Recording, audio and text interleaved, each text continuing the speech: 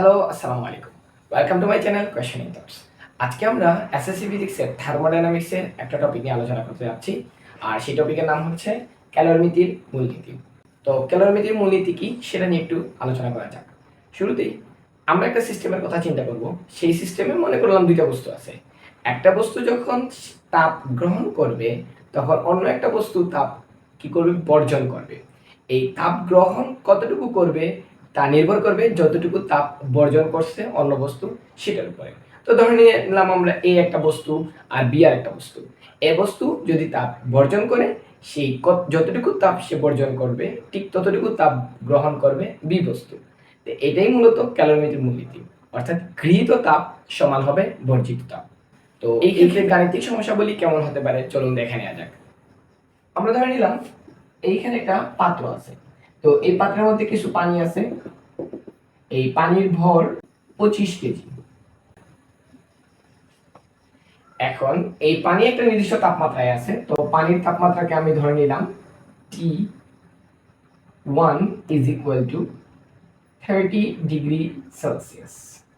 এখন এই পানির মধ্যে আমরা কিছু বরফ ঢেলে দিব। তাহলে আমরা চিন্তা করলাম এখন বরফের পরিমাণ আমরা ধরে নিলাম 2 কেজি। এখন বরফ তাপমাত্রা কত? বরফের তাপমাত্রা আমরা ধরে নিলাম হচ্ছে T2 is equal to -7 degree Celsius. এইখানে যখন পানির মধ্যে আমরা বরফ মিক্স করে দিব তখন বরফ তাপ গ্রহণ করবে। তাপ যখন গ্রহণ করে আমরা জানি সেই বস্তুটির তাপমাত্রা বৃদ্ধি পায়। তার মানে আলটিমেটলি এখানে বরফের তাপমাত্রা বৃদ্ধি পাবে। তো যেহেতু বরফ তাপ গ্রহণ করবে তাহলে নিশ্চয়ই এখান থেকে পানি তাপ বর্জন করবে। তাহলে পানি যখন তাপ বর্জন করবে তখন তার তাপমাত্রা কমতে থাকবে, 30 ডিগ্রি সেলসিয়াস থেকে কমবে। তো কমে তারা একটা নির্দিষ্ট মিক্স টেম্পারেচারে তারা পৌঁছে যাবে বা মিশ্রণের তাপমাত্রা আমরা পেয়ে যাব। সেই মিশ্রণের তাপমাত্রা কত এবার আমাদের সেটা জানতে হবে। তো T is equal to what? চলুন শুরু করি আমরা প্রথমে বরফ থেকে। বরফের ক্ষেত্রে আমরা এখানে লিখে নিলাম তাপমাত্রা -7 ডিগ্রি সেলসিয়াস। তো এই বরফ এক সময় 0 ডিগ্রি সেলসিয়াসে পৌঁছে যাবে। 0 ডিগ্রি সেলসিয়াস থেকে বরফ তখন তাপ আরো গ্রহণ করবে কিন্তু তার তাপমাত্রা বৃদ্ধি পাবে না, অবস্থার পরিবর্তন হবে। আর এইরকম অবস্থায় যে পরিমাণে তাপ গ্রহণ করে বরফ 0 ডিগ্রি সেলসিয়াস তাপমাত্রা থেকে 0 ডিগ্রি সেলসিয়াস তাপমাত্রার পানিতে পরিণত হবে, এই তাপকে আমরা বলি হচ্ছে সুপ্ত তাপ। তারপরে সেই পানি 0 ডিগ্রি সেলসিয়াস থেকে একটা নির্দিষ্ট মিক্স টেম্পারেচারে পৌঁছে যাবে, সেটা আমরা ধরলাম T। তো এখানে তিনটা স্টেপ। এক নম্বর হচ্ছে এই তাপ Q1, তারপরে 0 থেকে 0 এটাকে আমরা বলছিলাম সুপ্ত তাপ, এটাকে আমরা বলবো Q2, আর 0 থেকে T টেম্পারেচার এটাকে আমরা বললাম Q3।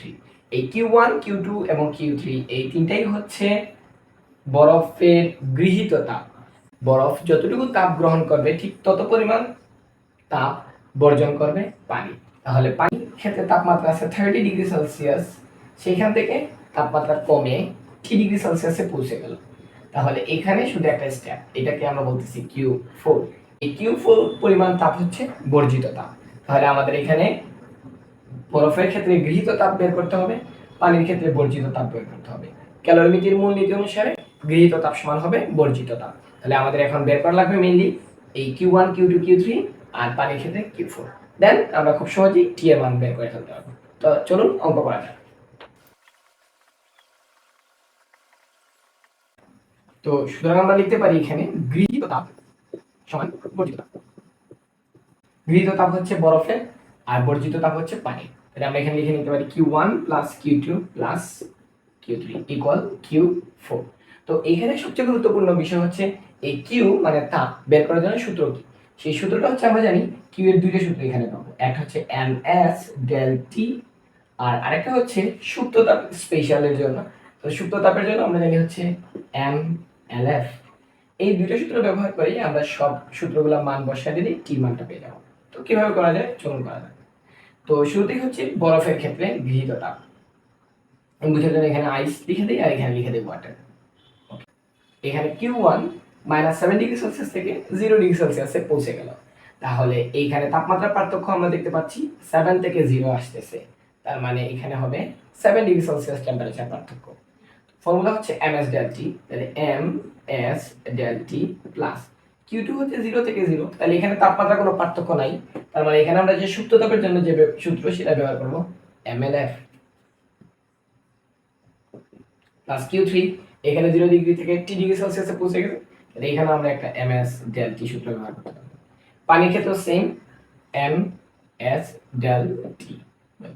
তো যেহেতু এটা আইস বরফের ক্ষেত্রে গৃহীত তাপ, এই বরফের ক্ষেত্রে বরফের ভর ছিল 2 কেজি, তাহলে 2 ইনটু বরফের ক্ষেত্রে আমরা s মানে জানি আপেক্ষিক তাপ, তাহলে আপেক্ষিক তাপের মানটা এখানে হবে বরফের 2100 গুণ ডেল টি হবে 0 থেকে -7, এই তাপমাত্রা পার্থক্য, তাহলে এটা হবে 7 ডিগ্রি প্লাস m, বরফের ভর ছিল 2 কেজি, আর এলএফ মানে হচ্ছে সুপ্ত তাপ।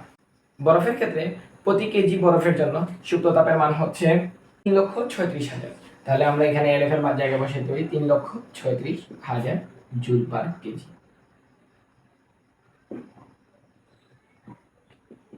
ms del T বরফের ক্ষেত্রে, তো 2 s হচ্ছে, এখন বরফ কিন্তু অলরেডি পানি হয়ে গেছে 0 ডিগ্রি সেলসিয়াস বরফ থেকে এটা কিন্তু পানি হয়ে গেছে এখানে, তাহলে পানি হয়ে গেলে তখন আর বরফের আপেক্ষিক তাপ আমরা বসাবো না, আমরা বসাতে হবে পানির আপেক্ষিক তাপ।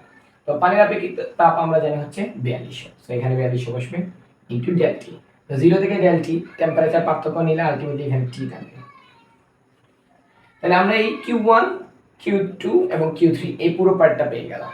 এবার আমাদের লাগবে কি Q4।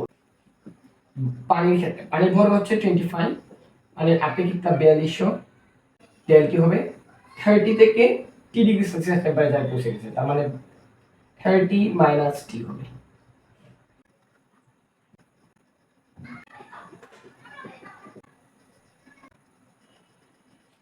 তো পুরো মানটাকে আমরা যদি এখন ক্যালকুলেশন করি তা আমরা পাই 29,400, 6,72,000, আর এখানে হবে 8,400 টি, আর এখানে আমরা মাইনাস তাহলে ক্যালকুলেশন করে গুণ করে আলটিমেটলি পাবো হচ্ছে 31,50,000, আর এখানে পাবো হচ্ছে 1,05,000 টি।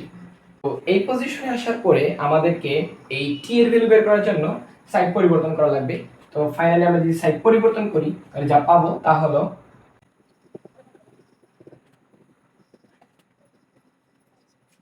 That's it.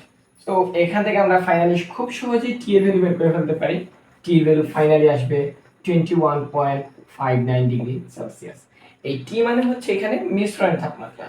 এই পানির মধ্যে যখন আমরা বরফ ছেড়ে দিচ্ছি তখন তার মিশ্রণের তাপমাত্রা পানির তাপমাত্রা কমে 30 ডিগ্রি থেকে কমে চলে আসবে 21.59 ডিগ্রি সেলসিয়াসে। তো মোটামুটি পানির তাপমাত্রাটা কিছুটা কমে গেছে, তো আমরা বুঝতে পারতেছি মিশ্রণের তাপমাত্রা মূল পানির তাপমাত্রা থেকে কিছুটা কমবে, এবং আমাদের আনসারটাও ঠিক মোটামুটি 21.59 আসছে। সো মিশ্রণের তাপমাত্রায় হচ্ছে 21.59 ডিগ্রি সেলসিয়াস। তো এই ছিল মূলত ক্যালোরিমিটার মূলনীতি রিলেটেড অঙ্ক। তো এখানে মূলত শুধুমাত্র পানি এবং বরফের কথাটাই বিবেচনা করা হচ্ছে, পাত্রের কথা বিবেচনা করা হয়নি। যখন পাত্রের কথা বিবেচনা করা হবে তখন পাত্রের পার্টটাকেও এখানে গৃহীত তাপ হলে গৃহীত অংশ আমরা অ্যাড করে দিতে হবে, বা বর্জিত তাপ হলে বর্জিত তাপের অংশটা অ্যাড করে দিতে হবে। তো খুব সহজেই আমরা চাইলে এই ফরম্যাটে গৃহীত তাপ এবং বর্জিত তাপ এই ফরম্যাট ব্যবহার করে ক্যালোরিমিটার সব অঙ্ক সলভ করতে পারবো। সো প্র্যাকটিস করে থাকো, দেখা হবে নেক্সট ক্লাসে। আল্লাহ হাফিজ।